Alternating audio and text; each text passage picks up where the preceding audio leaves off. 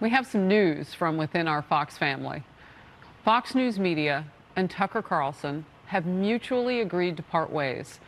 Tucker's last show was this past Friday. And starting tonight, Fox News Tonight will air live at 8 p.m. Eastern.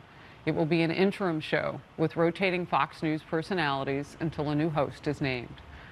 We want to thank Tucker Carlson for his service to the network as a host and prior to that as a long-term contributor. In arguably the biggest news in cable TV, Tucker Carlson is officially out at Fox News. Fox released a statement today saying, Fox News Media and Tucker Carlson have agreed to part ways. We thank him for his service to the network as a host and prior to that as a contributor. Mr. Carlson's last program was Friday, April 21st. Fox News Tonight will air live at 8 p.m. Eastern, starting this evening as an interim show helmed by rotating Fox News personalities until a new host is named. Now, notably, Tucker was not given a final show, which may or may not suggest that this split was perhaps not as amicable as their statement suggests. What is clear, though, is that Tucker certainly didn't expect his last show on Friday to be his final show, considering this is how his sign-off went.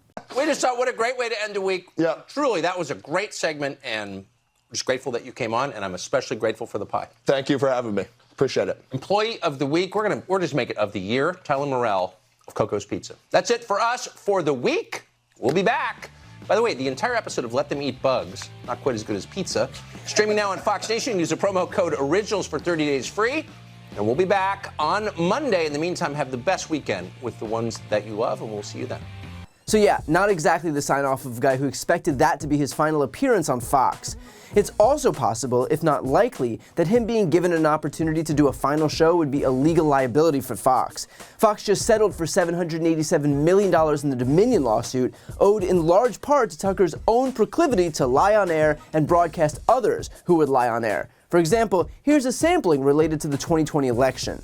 With this particular thing that's going on now, I've been all in trying to find the machine fraud, and we found it. We have all the evidence. So what all these outlets that have been calling me from the Washington Post, New York Times, every outlet in the country, they go, Mike Lindell, there's no evidence and he's making fraudulent statements. No, I have the evidence. I dare people to put it on. I dare Dominion to sue me because then it would get out faster.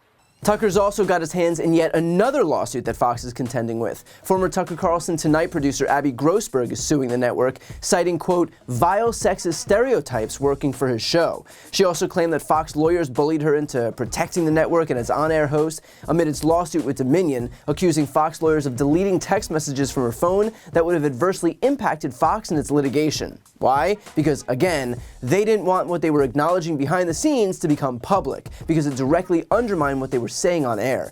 I'm not sure how many more ways we need to showcase this for Fox's audience to begin to understand that they are being lied to by the people who trust them most. I mean, hell, Tucker himself even admitted that he lies on air. I mean, I lie. If I'm really cornered or something, I lie. I really try not to. I try never to lie on TV. I just don't, I don't like lying. I certainly do it, out of weakness or whatever. And of course, while the Dominion case is done and settled, just remember, Fox is still contending with another defamation lawsuit from Smartmatic, this time for $2.7 billion, and Fox is also contending with a lawsuit from its own shareholders, who will have a strong case regarding the fact that Fox violated its fiduciary duty to its shareholders by allowing these conspiracy theorists and liars on the air, including on Tucker Carlson's show.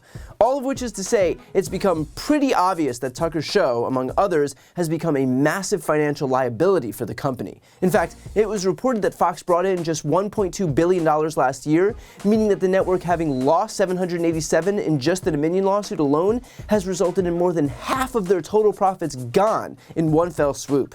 And the upcoming Smartmatic lawsuit, again, is for 33% more than Dominion, not to mention the shareholder lawsuit. I spoke with former federal prosecutor Glenn Kirshner about what that signals for Fox on our YouTube-only legal series, The Legal Breakdown.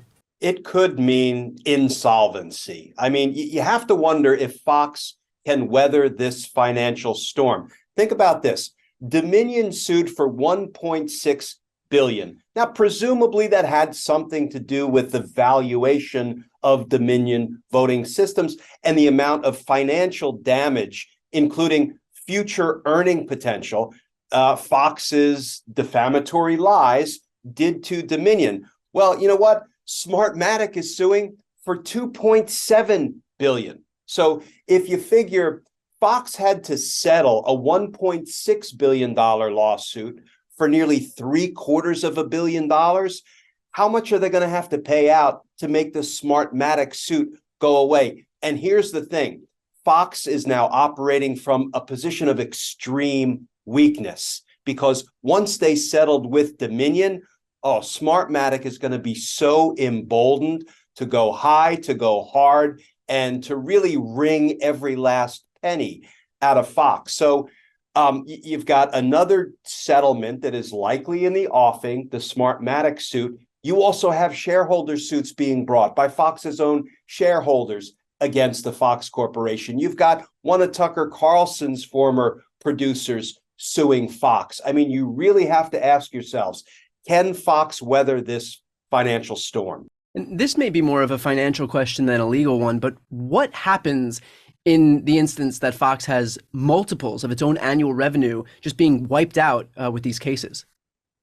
Well, I know if it happened to me, I would declare bankruptcy, right? I would just go out of business. I would fold up my tent and try to find some new line of work. So, you know, I am not an accounting expert, and I don't even play one on TV, but it really is an open question whether Fox is going to go belly up or, you know, whether they have enough in reserve, whether they have enough insurance coverage to kind of weather this financial storm. But here's the thing. This settlement and these suits that are being brought against Fox, I believe, Brian, will only inspire more suits and more suits to be brought. And I would like to think that, you know, this settlement and the others that may come will at least tamp down or deter others from engaging in the kind of blatant democracy-busting lies that the Fox News was in the habit of broadcasting. So I think right now, you know, this is a win in lots of different ways, not only for Dominion, but even if only as a byproduct, it's a win for the American people. All of which is to say that the legal liability posed by someone like Tucker, who will lie, who will platform liars, who will traffic in unabashed white supremacy, who will advocate for fringe theories like the Great Replacement Theory, may just not have been worth it for a network that's now contending with a whole host of legal and financial issues. And of course that raises the most important question now: what will Tucker do next? Now, this part of the video is purely conjecture, but there are folks saying that he would run for office. And I know that that suggestion is chilling, but remember one thing. While Tucker gets a lot of attention on social media because he's got a big platform and he's a provocateur with no scruples and no shame, he is still an extremist. And what we've learned from Americans more broadly in 2018, 2020, and 2022 is that extremism is not a viable electoral strategy. So I have no idea whether Tucker would ever run for office, and of course, if he did run, we know pretty well by now that anything could happen, but I would caution that Americans don't seem too bullish on electing ultra-wealthy racist liars whose sole goal is to incite a race war. Not exactly the platform that swing voters out there in Wisconsin are looking for.